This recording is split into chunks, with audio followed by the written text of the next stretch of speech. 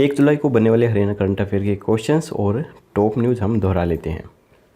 तो यहाँ पर पहला प्रश्न है, देश के 20 संस्थानों में से PGP post graduate programme batch 2020-22 शुरू करने वाला पहला संस्थान कौन सा बना है? तो ये बना है IIM रोहतक।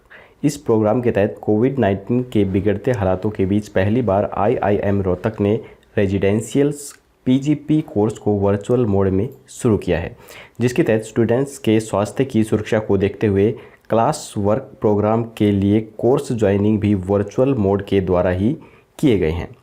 कोरोना संकट के समय देश का कौन सा राज्य सबसे ज़्यादा रक्तदान करने वाला पहला राज्य बना है? तो ये बना है हरियाणा राज्य। कोरोना रिलीफ फंड में हरियाणा ने अब तक 248 करोड़ रुपए का योगदान भी दिया है। हरियाणा में समाज के हर वर्ग के लोगों ने कोरोना रिलीफ फंड में योगदान दिया है, जिनमें छात्र और किसान दोनों ही शामिल हैं। हरियाणा के किस जिले में अति आधुनिक स्वदेशी तकनीकों का शोध करने के लिए शोध संस्थान बनाया जाएगा? तो ये बनाया जाएगा फरीदाबाद में। इंडियन ऑयल कॉरपोरेशन ने आयातित वस्तुओं को रोकने के लिए अति आधुनिक स्वदेशी तकनीकों का शोधन करने के लिए प्रारूप तैयार किया है। यह संस्थान फरीदाबाद इंडस्ट्रियल्स मॉडल टाउन में 2082 करोड़ रुपए की लागत से 60 एकड़ भूमि पर बनाया जाएगा। इस संस्थान में 18 महीने में इंडियन ऑयल अनुसंधान एवं विकास संस्थान में मौजूद 4000 वैज्ञानिकों सहित 1000 वैज्ञानिक विशेष तकनीकों को सूक्ष्म तकनीक में बदलने पर फोकस करेंगे। हरियाणा में अगले पंचायत चुनाव कब किए जाएंगे? तो ये किए जाएंगे 2021 में। हाल ही में हाईकोर्ट ने किस भाषा के लिए अधिसूचना जारी होने पर दोबारा याचिका दायर करने की छूट दी है? तो ये दी है हिंदी भाषा पर। हरियाणा की सभी अधीनस्थ अदालतों और न्यायाधिकरणों में हिंदी को आधिकारिक भाषा के रूप में लागू करने के हरियाणा सरकार के फैसले में दखल से सुप्रीम कोर्ट ने इनकार के बाद पंजाब एवं हरियाणा हाईकोर्ट ने याचिका को प्री मैच्योर करार दिया है। लॉकडाउन में व्यापार ठप रहने से 9 जिलों के 374 टैक्स पेयर्स ने सबका विश्वास योजना का लाभ लेने से इनकार किया है। ऐसे में अब कितने करोड़ की राशि थी जो योजना के तहत सरकार के पास जमा होनी थी? तो ये थी 23 करोड़ रुपए की राशि। ये 9 जो ज़िले हैं ये हैं रोहतक, झज्जर, सिरसा, सोनीपत, हिसार, फतेहाबाद, भिवानी, चरखी दादरी और जींद। तो चलिए आइए जान लेते हैं सबका विश्वास योजना आखिर क्या है।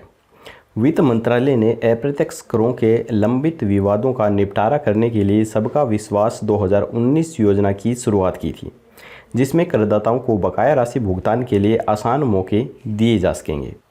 दरअसल सामान्य कार्य प्रणाली के तहत इस मुकदमेबाजी को निपटाने में बरसों लग जाएंगे।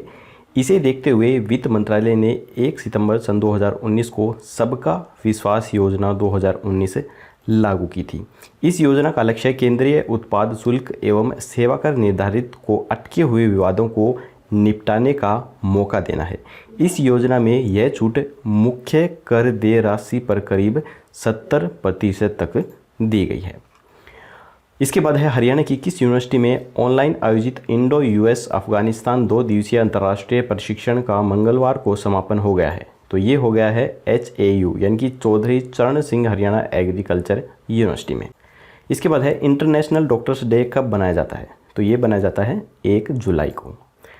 चार्टर्ड अकाउंटेंट्स डे किस दिन बनाया जाता है? तो ये भी बनाया जाता है 1 जुलाई को ही। हरियाणा में पहले चार्टर्ड अकाउंटेंट्स कौन बने थे?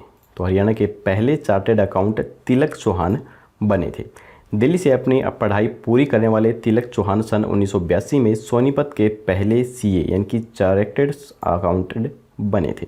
सबसे पहली महिला CA मंजू कुलछन बनी थी। सोनीपत में पहली बार CA ब्रांच की स्थापना सन 2001 में की गई थी।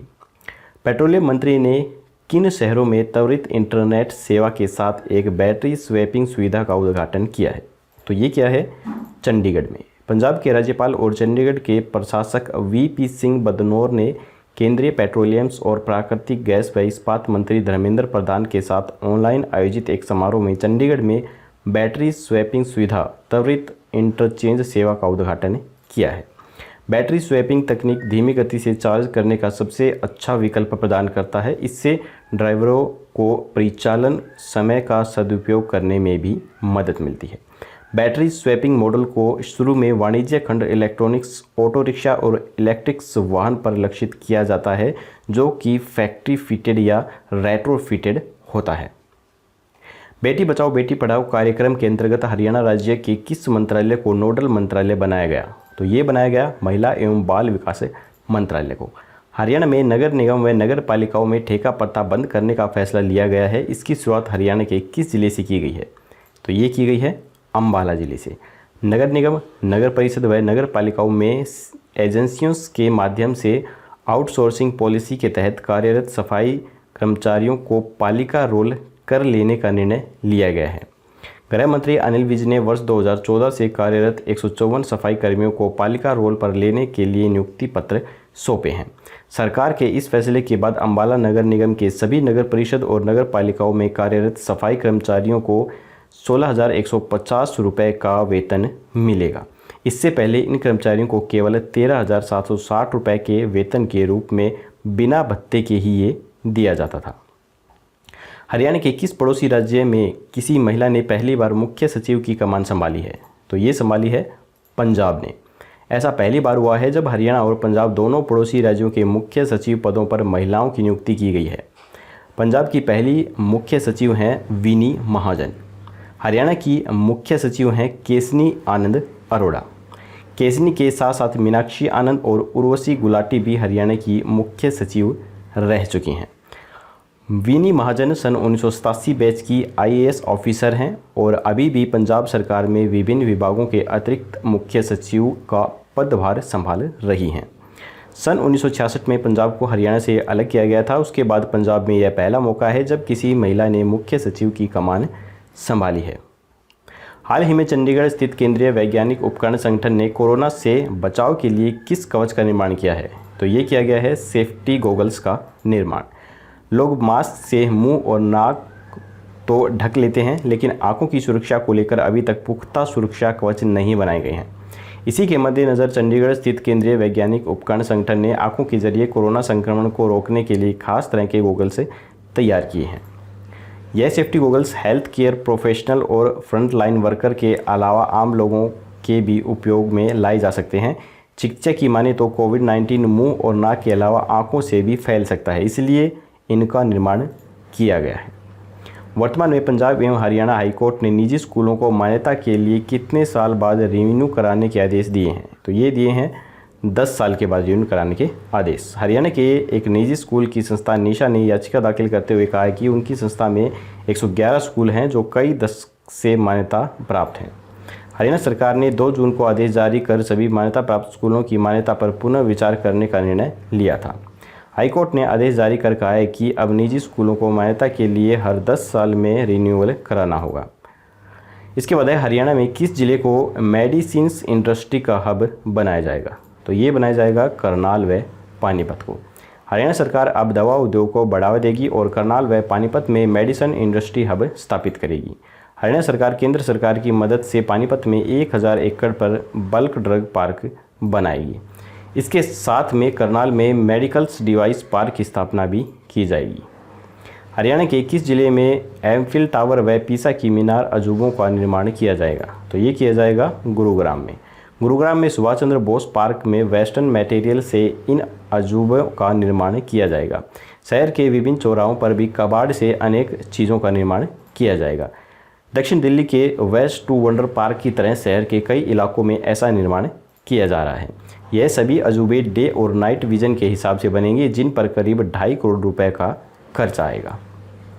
हरियाणा सरकार ने हाल ही में कामगारों के लिए कितने हज़ार घर बनवाने का फैसला लिया है? तो ये लिया है 50,000 घर बनाने का फैसला। हरियाणा के शहरों में काम करने के लिए आसपास के इलाकों से आने वाले सभी लोगों को बड़ी राहत देते हुए राज्य सरकार ने यह नई योजना तैयार करने का फैसला लिया है। इसके तहत नगर निकायों की सीमा की परिधि में लगभग 50,000 घर बनाए जाएंगे।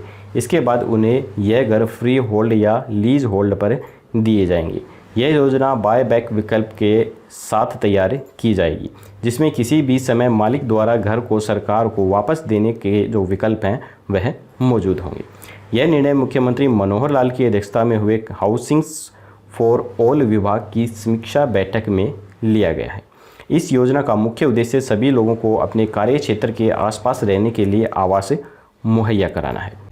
तो ये थे दोस्तों आज के हरियाणा के करंट अफेयर्स। अब हम देख लेते हैं आज की हरियाणा की टॉप न्यूज़। आज हरियाणा में 470 कोरोना के नए केस आए सामने। इसके साथ ही कुल संक्रमितों का जो आंकड़ा है हरियाणा में वो हो गया है 14,548। मुख्यमंत्री मनोहर लाल खट्टर ने मंगलवार को PWD रेस्ट हाउस में पत्रकारों से वार्ता करते हुए कहा, कोविड-19 के तहत कोई भूखा न रहे, इसके लिए नवंबर 2020 तक प्रति व्यक्ति 5 किलो गेहूं या चावल, 1 किलो चना दाल मुफ्त में दी जाएगी। हरियाणा में करीब 1,75,00,000 लोगों को इसका लाभ मिलेगा।